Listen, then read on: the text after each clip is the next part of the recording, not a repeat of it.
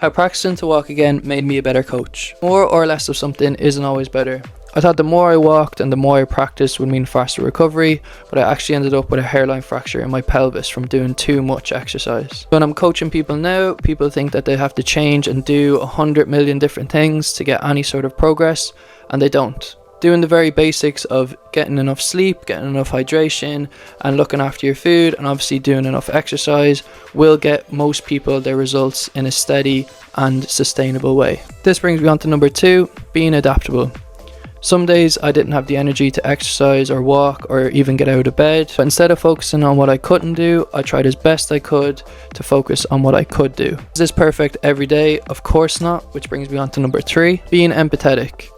People have feelings, they have different pressures and worries in life that are different or could be similar to my own or your own, but the principle behind them is the same. The worry and stress just presents itself in different ways. And when I didn't have a great day in terms of fatigue, pain and loneliness, I learned that feeling those feelings isn't necessarily a bad thing, and it's not going to derail my progress, that you can process them and not lose any progress. Number 4, there's more than one way of doing things.